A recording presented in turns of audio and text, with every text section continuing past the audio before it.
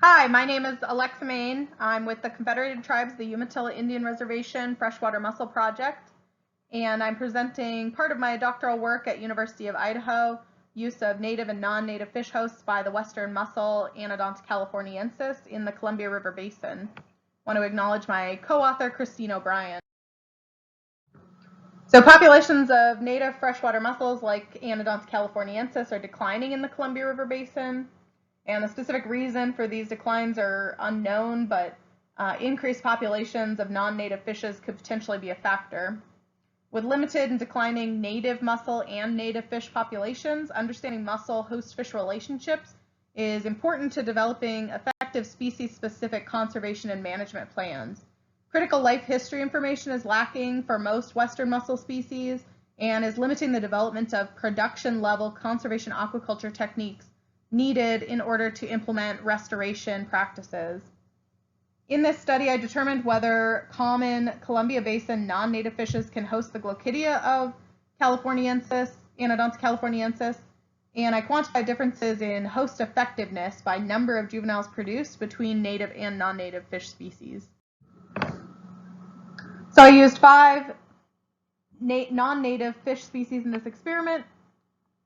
Columbia Basin is home to increasing populations of non-native fishes, including these 5 species, which may be better adapted than native fishes to warming rivers and also be able to outcompete native fishes for space and resources.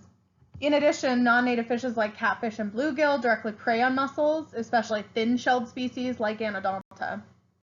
I also used 4 native fish species that were in the study, and all of these fish have been used for host fish studies or propagation for Anodonta californiensis in the past. And these are known hosts for this mussel, but their host status has not been quantified. So to assess the host-fish relationship for all the fish used in this experiment, I counted the number of juveniles produced per species tank. However, as you can see here, the fish sizes I used varied widely between species, with the small mosquito fish and the large red-side shiner and black crappie, for example. So I measured the available fin attachment surface area, as you can see here, for 5 fish from each species to develop an average value. The fish did not vary in size widely within a species, just between species, and so this calculation allowed me to assess host status in a standardized way to account for differences in fish size and available attachment surface area. So we can see on this figure the number of juveniles produced by each native fish species per day during the juvenile collection period. All native species produce juvenile mussels, not a surprise, at an average rate of 107 juveniles per fish. Sculpin were the highest producers per fish at about 196. Speckled dace were the lowest producers per fish at 28 per fish.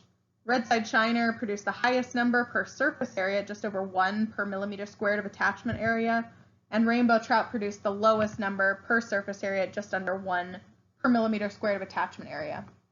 When I go to the next slide, there will be a change in the y-axis, number of juveniles produced per day. So this shows the number of juveniles produced per day by non-native fishes. And again, we have days post-inoculation on the bottom and juveniles produced on the y-axis. Channel catfish were the only non-producers, non-host, producing 0 mussels. Other non-native fishes produced on average 5.5 juveniles per fish, with black crappie being the highest producer per fish and per surface area, and largemouth bass being the lowest producer per fish and per surface area.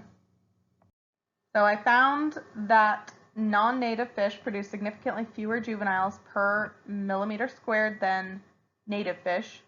And for all fish in this experiment, I assigned a host fish designation based on the number of juveniles produced per square millimeter of attachment area. Channel catfish was the only non-host producing 0 mussels. Largemouth bass and bluegill were designated as poor hosts. Mosquito fish and black crappie were designated as marginal hosts, and the native fish rainbow trout a secondary host. Native fish speckled dace, red-side shiner, and sculpin were designated as primary hosts. In regards to conservation aquaculture of this mussel, these results suggest that using a native fish like sculpin in the laboratory would efficiently produce substantial numbers of juveniles that are needed for research or restoration.